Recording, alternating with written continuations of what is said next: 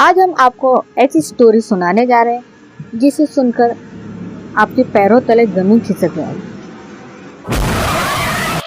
तो स्टोरी इस प्रकार से है। चर्च की छत की घंटी जोर से बजने लगी और तब राज का ध्यान चर्च की छत पर गया तो अपने दोस्त रतन की लाश उसी घंटी पर लटकती हुई पाई। रतन की रस्म मौत को देख राज के पैरों तले जमीन खसक गई और वो खुद को रतन की मौत का जिम्मेदार समझने लगा। राज और रतन असम में स्थित गुवाहाटी में रहते थे और पक्के दोस्त थे। एक रात वो दोनों कोई पार्टी से वापस आ रहे थे। रात बहुत हो गई थी और अब उनको घर पहुंचने में बहुत देर हो जाएगी क्योंकि दोनों ने पार्टी में खूब शराब पी ली थी और इस वजह से राज गाड़ी धीरे चला रहा था। रतन, यार राज, आज तो पार्टी में बहुत एंजॉय किया, तू गाड़ी चला लेगा ना, या फिर हम किसी होटल में आज रात रह जाते हैं। राज, नहीं रतन, मैं ठीक हूँ, ये शॉर्टकट वाला रास्ता पकड़ते हैं, नेहरू पार्क रोड वाला, जल्दी घर पहुंच जाएंगे। रतन, नहीं राज, उस रास्ते में कोई गुजरने की हिम्मत नहीं करता, वो एक हॉन्टेड रास्ता है। राज, मैं ये सब नहीं जानता, एक बार घर पहुंच जाए बस, इससे ज्यादा छोटा रास्ता और कोई इलाके में नहीं है। रतन राज को बहुत समझाया। राज एक नास्तिक था, वो भगवान और भूत प्रेत को नहीं मानता था। बातें करते करते दोनों नेहरू पार्क पहुंच जाते हैं। नेहरू पार्क रोड पहुंचते ही रतन की तो जैसे हालत पतली हो रही थी। राज, क्या हुआ रतन, इतना डरा हुआ क्यों है? रतन, मैंने कहा था ना कि यहाँ नहीं आना, तुम बहुत जिद्दी हो राज। राज, तू फिर शुरू हो गया, छोटा सा रास्ता है, अभी कुछ देर में हम घर पहुंच जाएंगे। अचानक चर्च के पास पहुंचते ही उनकी गाड़ी खराब हो गई। चर्च की घंटी बजने की आवाज जोर से आ रही थी। रतन ने समय देखा, रात के 1 बजे थे। चर्च दिखने में एक पुराने खंडर जैसा था। रतन, यार, रात के 1 बजे भी चर्च खुला है, अगर हमने शराब नहीं पी होती तो चर्च के अंदर जरूर जाते। राज, ये भगवान ईश्वर सब तुम इंसानों का भ्रम है। एक तो दूर दूर तक तो कोई मैकेनिक नहीं दिख रहा, शायद कोई लिफ्ट मिल जाए तो सही होगा, गाड़ी के पास इंतजार करते हैं। इतने में रतन को चर्च के बाहर एक बूढ़ा सा आदमी दिखा। रतन, यार राज, वो देख, चर्च के बाहर कोई बैठा हुआ है, चलना देखें, शायद वही हमारी कोई मदद कर दे। राज, मुझे तो वहाँ कोई नहीं दिख रहा है, लगता है कि बहुत नशा हो गया है। रतन, नहीं राज, ध्यान से देख, वहाँ तुझे एक बूढ़ा आदमी दिखेगा। राज ने फिर देखा तो वहाँ कोई नहीं था। रतन उस बूढ़े आदमी के पास गया तो उसने देखा कि एक पादरी बाइबल पढ़ रहा था। रतन हैरान था कि ऐसे खंडर जगह पर रात के 1 बजे यह पादरी अकेले बाइबल पढ़ रहा था। रतन, फादर, आप यहाँ अकेले क्यों बैठे हो और इतनी देर रात को चर्च की घंटी का बजना, इस चर्च की ऐसी हालत, क्या आपको डर नहीं लगता? पादरी को रतन पर बहुत गुस्सा आता है और वो वहाँ से चले जाते हैं। रतन का चर्च को अंदर से देखने का मन हुआ और मोबाइल की टॉर्च ऑन कर अकेले अंदर चला गया। उसने देखा कि पादरी एक कोने में बैठकर बाइबल पढ़ रहे थे। रतन, अरे यह तो आश्चर्य की बात है, अंधेरे में भी पादरी बाइबल कैसे पढ़ रहे हैं? रतन की वजह से पादरी को बाइबल पढ़ने बहुत परेशानी हो रही थी। वो चर्च की छत पर चले गए। रतन भी अपनी मोबाइल लाइट से पूरा चर्च अंदर से देख रहा था और फिर देखते देखते वो छत पर भी पहुंच गया। रतन उस बड़ी घंटी के पास पहुंचा, उसे बजाने की कोशिश करने लगा। तभी उसे ठोकर लगती है और वो एक रस्सी पे जा गिरा। वो रस्सी अपने आप ही रतन के गले में बंध गई। पास खड़े पादरी से रतन मदद मांग रहा था, पर पादरी उसे गुस्से से घूर जा रहा था।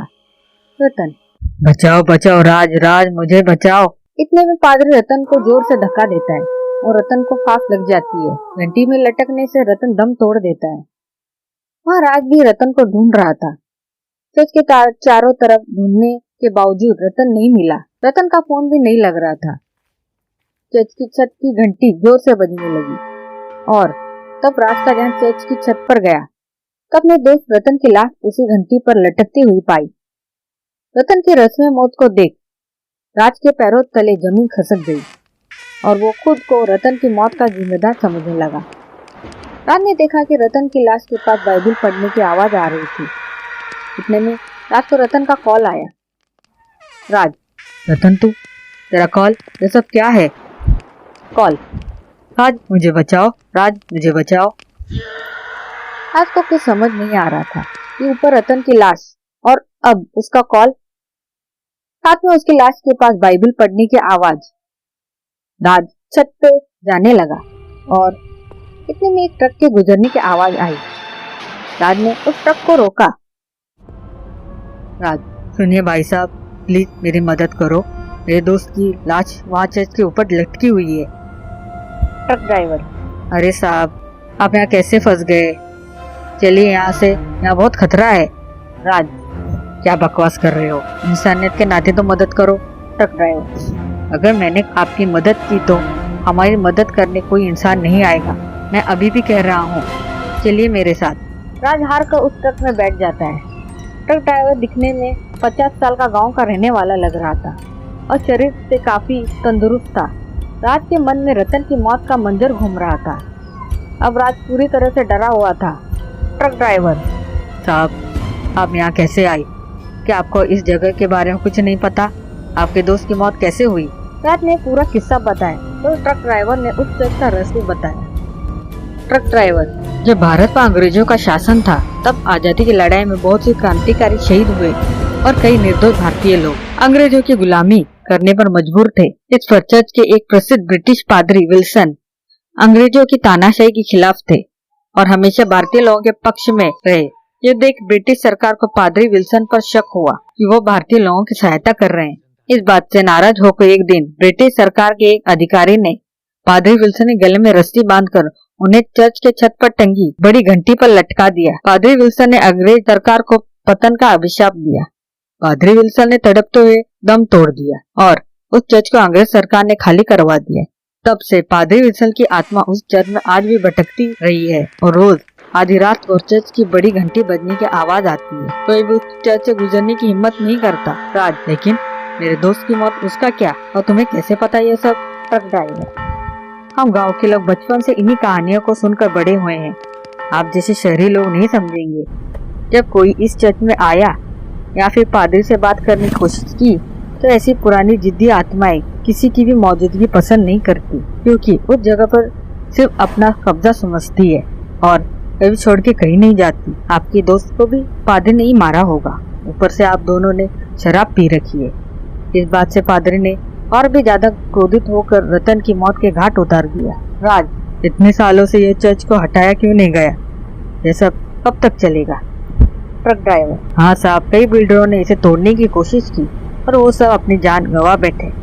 ऐसी पुरानी आत्माएं किसी की भी मौजूदगी पसंद नहीं करती, क्योंकि उस जगह पर सिर्फ अपना कब्जा समझती है और कभी छोड़ के कहीं नहीं जाती।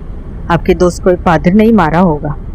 ऊपर से आप दोनों ने शराब पी रखी है।